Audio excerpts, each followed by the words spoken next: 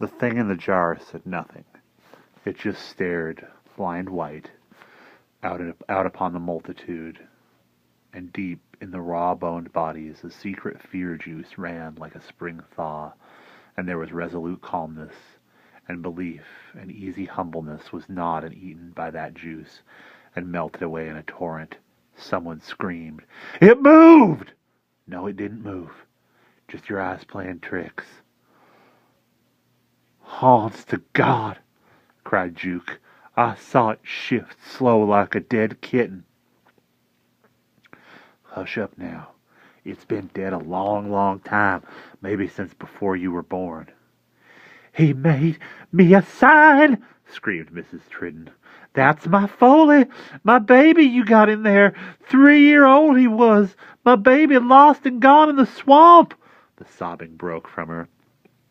"Now, Mrs. Tridden, there now, set yourself down. Stop shaking. Ain't no more your child than mine. There, there." One of the women folk held her and faded out the sobbing, jerked breathing and a fluttering of her lips in butterfly quickness as the breath stroked over them, afraid. When all was quiet again, Granny Carnation, with a withered pink flower in her shoulder-length gray hair, sucked the pipe in her trap mouth and talked around it, shaking her head to make her hair dance in the light. "All this talking and shoving words, like as not we'll never find out, never know what it is. Like as not, if we found out, we wouldn't want to know. It's like magic tricks magicians did shows. Once you find a fake, ain't no more fun in the innards of a jack-a-bob. We come collecting around here every 10 nights or so, talking social-like with something, always something to talk about. Stands to reason if we spied out what the damn thing is, there'd be nothing to chew about, so there." "Well, damn it to hell," rumbled a bold voice. "I don't think it's nothing." Tom Carmody, standing as always in shadow out on the porch. Just his eyes staring in, his lips laughing at you, dimly mocking. His laughter got inside Charlie like a hornet sting. Thetty had put him up to it. Thetty was trying to kill Charlie's new life. She was. "Nothing," repeated Carmody harshly, "in that jar but a bunch of old jellyfish from Sea Cove, a rotten and a stinking fit to whelp." "You mightn't be jealous, Cousin Carmody?" asked Charlie, slow. "Ha!" snorted Carmody. "I just come around to watch you dumb fools jaw about nothing. You notice I never set foot inside or took part. I'm going home right now. Anybody want to come along with me?" He got no offer of company. He laughed again, as if this were a bigger joke, how so many people could be so far gone, and Thetty was raking her palms with her fingernails away back in the corner of the room. Charlie saw her mouth twitch and was cold and could not speak. Carmody, still laughing, rapped off the porch with his high-heeled boots, and the sound of crickets took him away. Granny Carnation gummed her pipe. "Like I was saying before the storm, that thing on the shelf, why couldn't it be sort of all things? Lots of things, all kinds of life. Death, I don't know. Mix rain and sun and muck and jelly, all that together. Grass and snakes and children and mist and all the nights and days in the dead canebrake. Why, it'd have to be one thing. Maybe it's a lot. Why'd it have to be one thing? Maybe it's lots." And the talking ran soft for another hour, and Thetty slipped away into the night on the track of Tom Carmody, and Charlie began to sweat. They were up to something, those two. They were planning something. Charlie sweated warm all the rest of the evening. The meeting broke up late, and Charlie bedded down with mixed emotions. The meeting had gone off well, but what about Thetty and Tom? Very late, with certain star coveys shuttled down the sky, marking the time after midnight, Charlie heard the shushing of the tall grass parted by her pendulumping hips. Her heels tacked soft across the porch into the house, into the bedroom. She lay soundlessly in bed, cat eyes staring at him. He couldn't see them, but he could feel them staring. Charlie. He waited. Then he said, I'm awake. Then she waited. Charlie. What? Bet you don't know where I've been. Bet you don't know where I've been. It was a faint, derisive sing-song in the night. He waited. She waited again. She couldn't bear waiting long, though, and continued. I've been to the carnival over in Cape City. Tom Carmody drove me. We talked to the carny boss, Charlie. We did. We sure did. And she sort of giggled to herself secretly. Charlie was ice cold. He stood upright on his elbow. She said, we found out what was in your jar, Charlie. Insinuatingly, Charlie flumped over, hands to ears. I don't want to hear. Oh, but you gotta hear, Charlie. It's a good joke. Oh, it's rare, Charlie, she hissed. Go away, he said.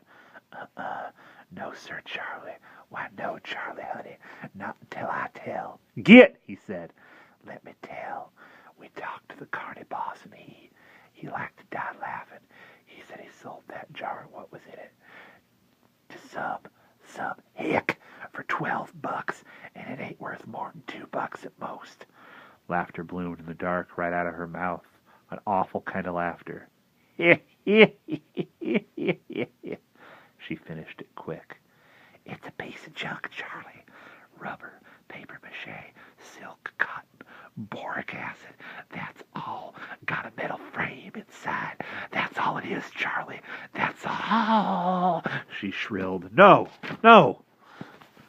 He sat up swiftly, ripping his sheets apart, his big fingers roaring. I don't want to hear. Don't want to hear, he bellowed over and over. She said, wait till everyone hears how fake it is. Won't they laugh? Won't they flap their lungs? He caught her wrists. You ain't going to tell them. Wouldn't want me knowing. As a liar, would you, Charlie? He flung her off and away. Why'd you leave me alone, you dirty, mean, jealous everything I do. I took a shine to your nose when I brung the jar. I took the shine off your nose when I brought the jar home. You didn't sleep right till you ruined things. She laughed. Then I won't tell anybody, she said. He stared at her. You spoiled my fun. That's all that counted. It don't matter if you tell the rest, I know, and I'll never have no more fun. You and that Tom Carmody, I wish I could stop him laughing. He's been laughing for years at me. Well, you just tell the rest. The other people now might as well have your fun. He strode angrily, grabbed the jar so it sloshed, and would have flung it on the floor, but he stopped trembling and let it down softly on the spindly table. He leaned over it, sobbing. If he lost this, the world was gone. And then he was losing. If he lost this, the world was gone. And he was losing Thetty, too. Every month that passed, she danced further away, sneering at him, funning him. For too many years, her hips had been the pendulum by which he reckoned the time of his living. But other men, Tom Carmody for one, were reckoning time from the same source. Thetty stood, waiting for him to smash the jar. Instead, he petted and stroked and gradually quieted himself over it. He thought of the long, good evenings in the past month, those rich evenings of friends and talk moving about the room. Then at least, was good, if nothing else. He turned slowly to Thady. She was lost forever to him. Thady, you didn't go to the carnival. Yes, I did. You're lying, he said quietly. No, I'm not. This jar has to have something in it. Something besides the junk you say. Too many people believe there's something in it, Thady. You can't change that. The carny boss, if you talked with him, he lied. Charlie took a deep breath and said, Come here, Thady. What you want? She asked sullenly. Come over here. He took a step toward her. Come here. Keep away from me, Charlie. I just want to show you something, Thady. His voice was soft, low, and insistent. Here, kitty. Here, kitty, kitty. Here, kitty! It was another night, about a week later. Gramps Medno and Granny Carnation came, followed by young Juke and Mrs. Tridden and Jotto, the colored man, followed by all the others, young and old, sweet and sour, creaking into chairs, each with his or her thought, hope, fear, and wonder in mind, each not looking at the shrine, but saying hello softly to Charlie. They waited for the others to gather. From the shine of their eyes, one could see that each saw something different in the jar, something of the life and pale life after, and the life in death, and the death in life, each with his story, each cue, his lines, familiar, old but new. Charlie sat alone. "Hello, Charlie." Somebody peered into the empty bedroom. "Your wife gone off again to visit her folks?" "Yeah, she run back to Tennessee. He'll be back in a couple of weeks. She's the derndest one for running. You know Thady." "Great one for jumping around, that woman." Soft voices, talking, getting settled, and then, quite suddenly, walking on the dark porch, shining his eyes in at the people, Tom Carmody. Tom Carmody standing outside the door, knees sagging and trembling, arms hanging and shaking at his side, staring into the room. Tom Carmody not daring to enter. Tom Carmody with his mouth open but not smiling, his lips wet and slack, not smiling, his face pale as chalk, as if it had been sick for a long time. Gramps looked up at the jar, cleared his throat, and said, "Why, I never noticed so definite before. It's got blue eyes." "It always had blue eyes," said Granny Carnation. "No," whined Gramps, "no, it didn't. They was brown last time we was here." He blinked upward. "And another thing, it's got brown hair." "Didn't have brown hair before." Yes, it did," sighed Mrs. Tridden. "No, it didn't." "Yes, it did." Tom Carmody, shivering in the summer night, staring in at the jar, Charlie glancing up at it, rolling a cigarette casually, all peace and calm, very certain of his life and thoughts. Tom Carmody alone, seeing things about the jar he never saw before, everybody seeing what they wanted to see, all thoughts running in a fall of quick rain. "My baby, my little baby," thought Mrs. Tridden. "A brain," thought Gramps. The colored man jigged his fingers. "Mitty bamboo mama." A fisherman pursed his lips. "Jellyfish." "Kitten. Here, kitty, kitty." The thoughts drowned, clawing in Juke's eyes. "Kitten."